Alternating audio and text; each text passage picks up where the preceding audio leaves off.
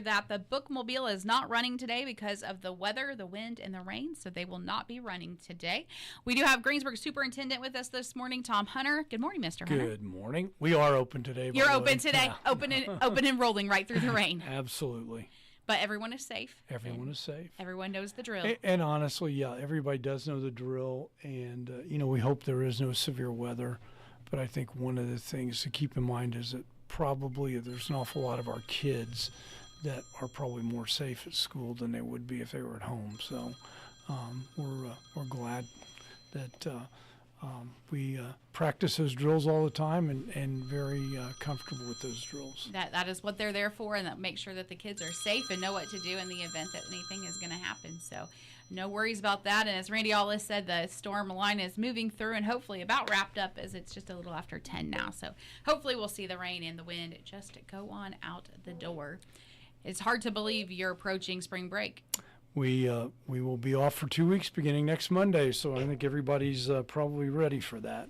That's an awful big grin, Mr. Hunter. Yeah, it is. I think, we kind of had a long stretch here since Christmas, a few days with snow, but for the most part we haven't had any breaks like we normally have with President's Day and Martin Luther King Day, and so it's kind of a long stretch. Everybody's ready to take a break and hopefully come back rejuvenated and ready to finish up that last 9 weeks. It's crazy to think, isn't it, that we're already to this point? Another school year. I was telling the board last night at the meeting, seems like we just finished up a month ago with all of the final stuff with the 2026 budget, and last night I gave them the 2027 budget calendar. So, you move right from one thing to the next. It just continually rolls, doesn't it? Goes quickly, yes. As we approach this last 9 weeks, we'll, have graduation, but also getting new kiddos started for school too, registration with kindergarten. Yeah, I would ask any parent that, does have a kindergartner that's going to be attending Greensburg schools next year, please get in and get that student registered. You can do it online, come into the elementary, whatever you need to do, so that we have, really good numbers of students in mind when we do all the scheduling with teachers and staffing for next year. We do have probably, hopefully, about half, I would say, of the kindergarten class that have registered. Hopefully we're looking, 120, 130 kids. I think we're at about 60-something right now. So, if you do have a kindergartner hanging around the house, please get them registered for school next year. Also, if you have a 4-year-old that you want to register for preschool for next year, please do that as well. It really helps us out if we know those numbers as quickly as possible for staffing. And I know Kara Holdsworth, the principal, was in a few weeks ago, and she talked about registration as well. But just a reminder, you can do it all online, and the quicker the better. Gets those numbers in so you know what you need to do, right? Absolutely. Also, just a community reminder that tomorrow, beginning at 3, there's a ribbon cutting and open house for the new daycare center at the old Roseman building here in the community, the All for Kids. Done some amazing things in that space, and if you are looking for childcare, going to be a lot of opportunities there from infant through school age. So drop by and see it. Open for business at this point? I don't know the specific date, okay. But yeah, I think they're planning to open as soon as possible after the open house. That's really exciting. That's been a project in the making. So. Yeah, and it's a really really nice job they've done with the facility, making it kid friendly. It's exciting to see that come to fruition. You did have your board meeting last night, right? Yes, we did. A few things that we approved that might be of interest. One, John Dooley, who's a board member, he was appointed as the board representative to the Greensburg Redevelopment Board. Also, Erica Haston was reappointed by our board to the library board. Greensburg Schools has some different appointments to different things within our community, and those two will be serving on those two boards. Also, last night, our board approved our E-rate contract with Network Solutions. They provide a lot of internet services to us, and especially our connectivity with the internet. So Network Solutions received that contract. And the board also last night approved our new teacher evaluation plan for our staff, teaching staff for 26-27. Really just some modifications to our old plan that we had, but hopefully it'll be better for the teachers and a little bit better for our administrators that are doing those evaluations over the course of the year. Very good. So as you look ahead to the next school year, which is hard to believe, but let's celebrate the success first of this year. So you've had swim team went on to state. Yeah, you've had a lot of happenings going on here at Greensburg. We have, yep, definitely. We've had extracurricular wise some really good individual accomplishments and teams. We had wrestlers going to the semi-state, swimmers to the state, first time in a long time. Our fall teams were good. I think we got football back on the right track. Our cross-country teams, tennis teams, golf teams, volleyball, won a sectional. A lot of really positive things so far this school year. And I think, academically, we just continue to add new programs to provide more opportunities for our kids. I just want everyone, when they think of Greensburg schools, to think of the word opportunity, because I think for a school district our size and a high school our size, the things that kids can do in our district are just amazing. And then, when you throw in what we do with the virtual school, the achievement school, the high school itself, we provide every opportunity we can for kids to graduate and pursue whatever they choose, whether it's college or a career, here in our community. We hope that kids either stay and work in our community, or they go away and they get further education and they come back to our community, and that's always our goal. I had a recent interaction with she's a junior but really a senior because she's going to graduate early, but was given the opportunity to do the CNA class through the summertime and be able to graduate early and has earned college credits.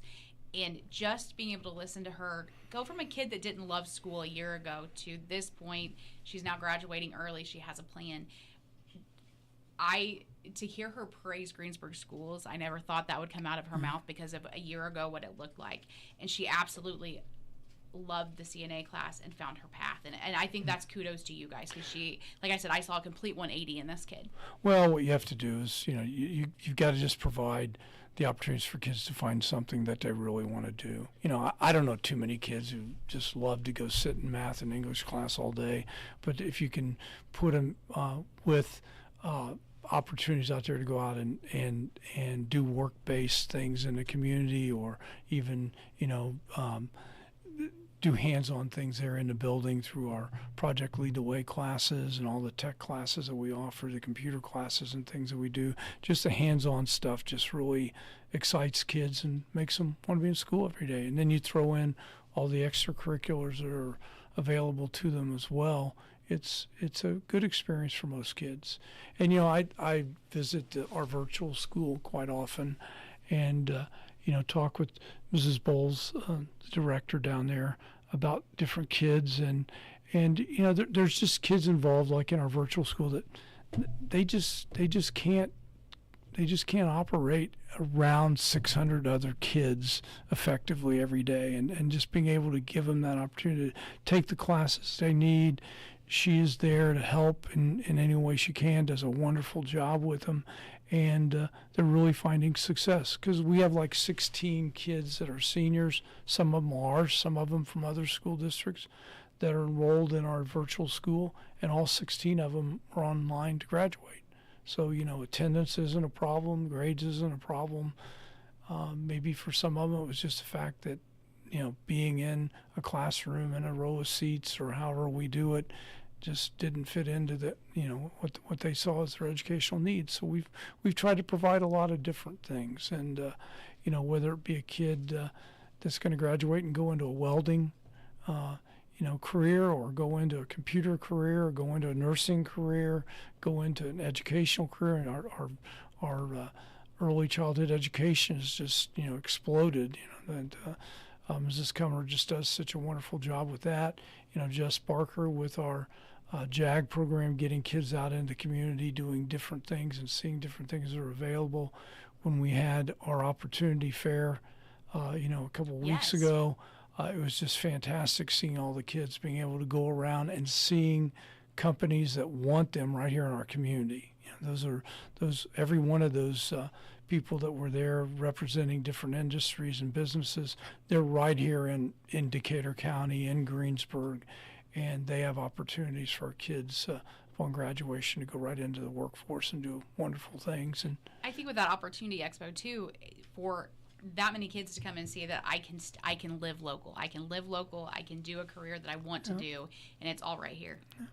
And Greensburg is still a very affordable place to live and raise a family. I mean, I've got 3 kids that live, in metropolitan areas, and the cost of their living is just astronomical compared to what it costs to live in Decatur County.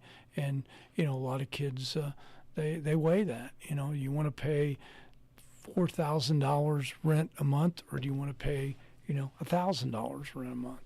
You may not make $150,000, but you can do the same thing on $50,000 that you can do on that $150,000. So I think the community offers a lot of opportunities for kids, and hopefully we're going to see more and more of those of the kids take advantage just simply from the things that we do with work-based here in the community, things like the Opportunity Fair. I think all of the just things that we do within our high school to connect kids to businesses and industry, it's going to pay off big time. The virtual school was new this year, and not sure what's going to happen. But it's been a remarkable turnout. Yeah, we were hoping, honestly, when I sat down with Jennifer and we talked initially about it, I hoped to get 20 kids. And what we were looking for is to get the 20 kids maybe that were choosing to go to other virtual schools to just stay in Greensburg. And I think we accomplished that for sure. And we've had about 93 different kids enroll in the virtual school. Some of them graduated at midterm. Right now, I think we have about 67 kids that are full-time, and they are all very, very successful. Jennifer doesn't let them not be successful. If they're slacking up, they're going to get a phone call from her. They get a phone call from Indiana Online, which provides the curriculum that we use. They have a real teacher every period teaching a real class, but they can do it in their pajamas from home if they want. And Jennifer also provides the opportunity for them to come into the Learning Center and get some one-on-one. We also have a math instructor in the afternoon that can help there on site if they need some math help. Again, whatever it takes for the kid to be successful, that's what we're all about. Mayor Marsh has talked a lot about Senate Enrolled Act 1 and how finances are going to look different. And I know you guys obviously just working on your budget. Where does Greensburg stand as we move into this next school year? Well, we're affected like everyone else, but it's kind of like my wife always says, about Christmas. You know when it is, it's coming, so be prepared for it. This was something, I've talked to our administrative staff, I've talked to our board. We knew it was coming. We'll be prepared. Last night we talked about some measures that we're taking to reduce spending, because it's no different in your household. Your expenditures better not exceed your revenue, or you're going to get yourself in trouble. So, we're going to take probably about $800,000 out of our budget. Some of it will be through staffing. Some of it will be through maybe different things that we would do that we just simply won't do operationally. There's some things you have to do. You got to pay your electric, got to pay your water. Those We've things got some priorities, yeah. right? So, but there's some things that we can do to cut costs, and we've done that, and we will continue to do that. As far as personnel, we're not going to be riffing anyone from our staffing.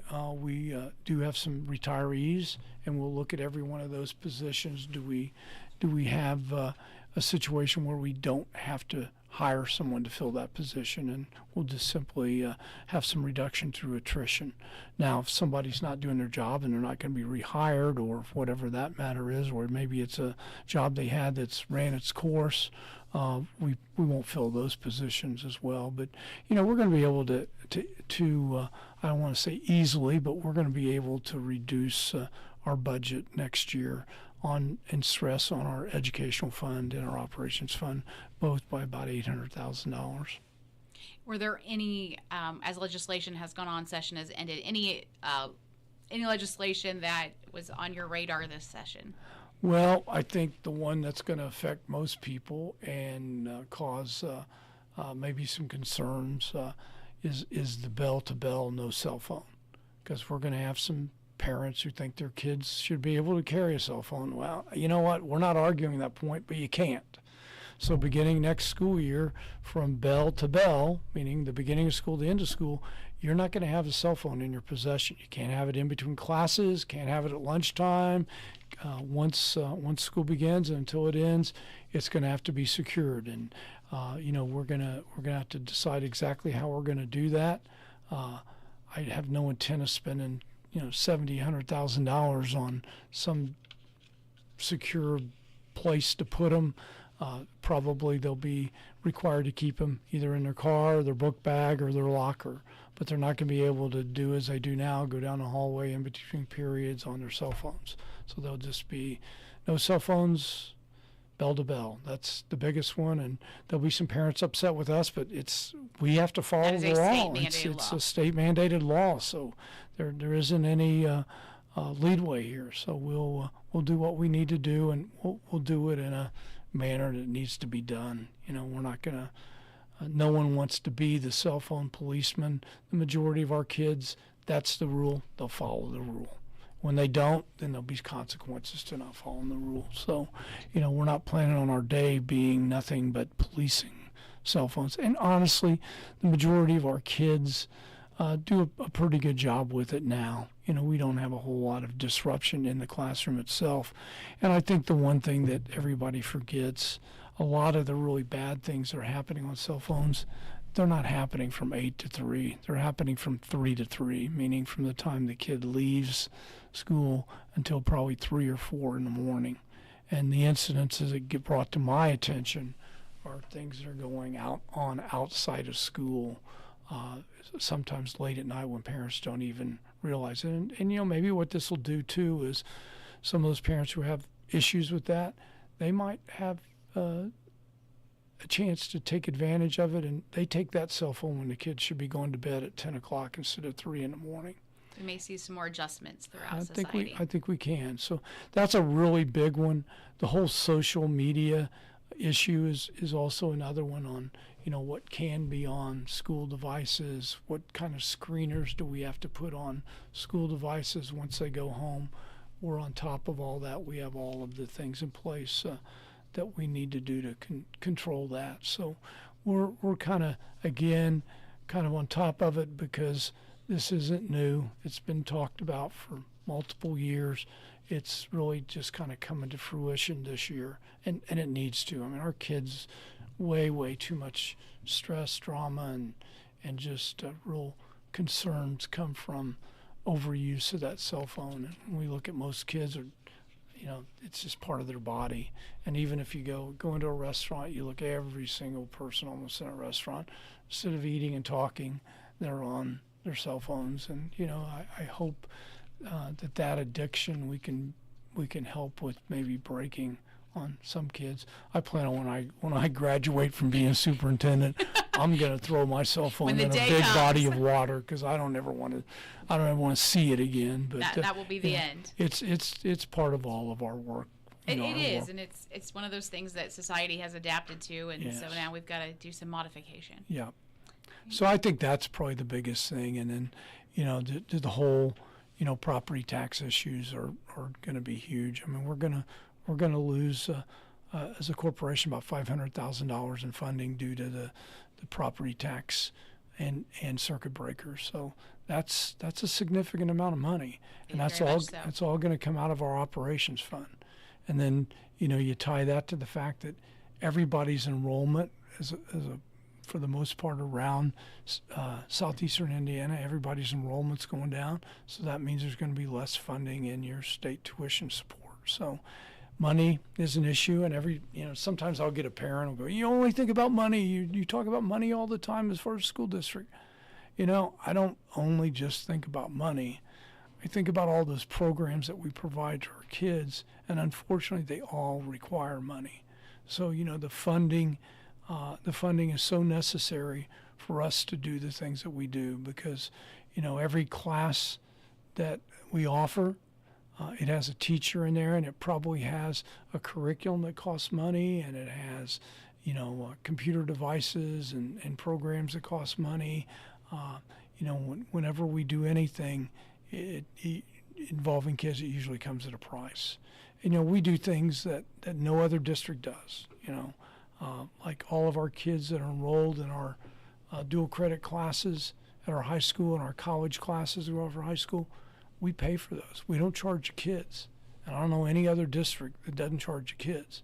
It's like our preschool program that our kids really, really, really need. We not only don't charge for it, we provide transportation. And I don't think there's another school district in the state that provides transportation. Those are all costs. But, I always look at those things and say, can we afford not to do it? Because when we look at like our preschool program, before we started it, we were retaining about 20 kindergartners a year because we had kids coming into kindergarten that just weren't ready for kindergarten.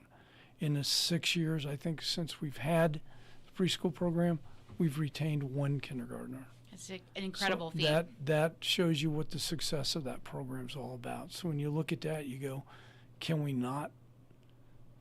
how can we not afford to do that for our kids? Because that means they're ready for kindergarten. That means they're ready for reading and writing and arithmetic and all of those things that they need at an earlier age to be successful in school, because it still comes down to if you can't read, you can't succeed. So we have to teach them to be ready to be a student so that when they get into kindergarten and first grade, they're ready for those basic skills that they're going to need to be successful. When you look at the programs you've grown in the high school, and to have to go backwards from where you're at would be a very hard thing to do. I honestly don't know that I could do that if I could go backwards as a superintendent, because we've just made so much progress in our CTE. I always talk about how, when we built the new CTE connection to our high school, before that we had about 100 and some kids probably involved in some type of CTE class a day. Now there's 800 different classes that kids are involved in. So it really was one of the things you build and they will come.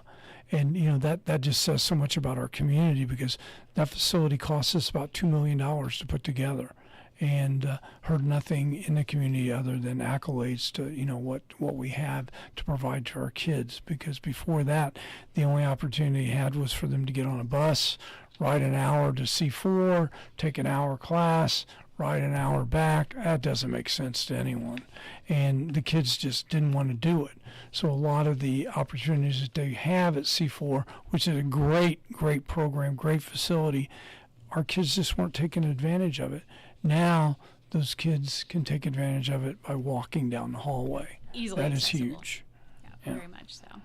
What other things do we have coming up at Greensburg Schools? I know we're going to be wrapping up the year. Well, we'll have graduation in June, but prior to that, all of our spring sports are getting ready: baseball, softball, track and field, tennis, golf.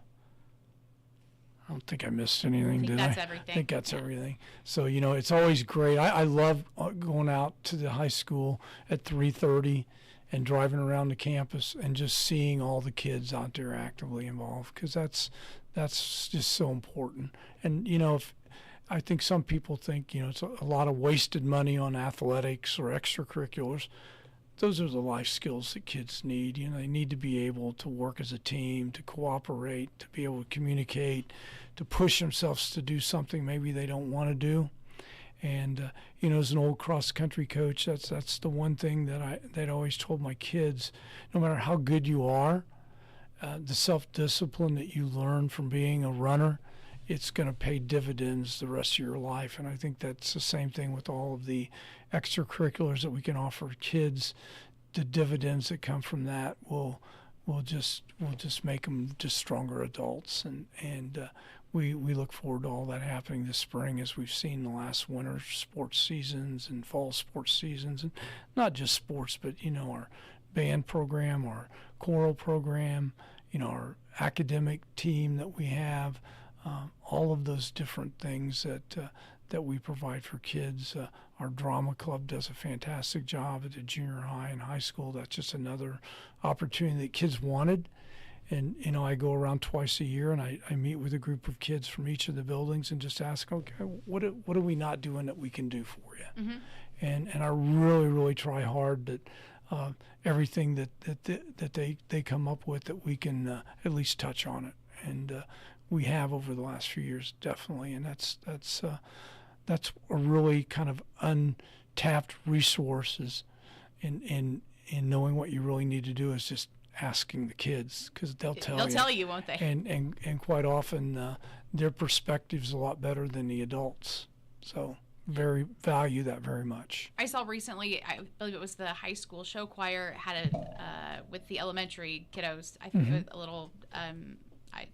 It was a couple Sundays ago. Yeah, and what a neat concept. Yeah, it's one of those things that's building, and our show choir, I guess, has never competed. And now this year they've started competing in some programs in central Indiana here, and that'll just benefit them, make them more strong, I think, as a group. So glad kids enjoy doing that.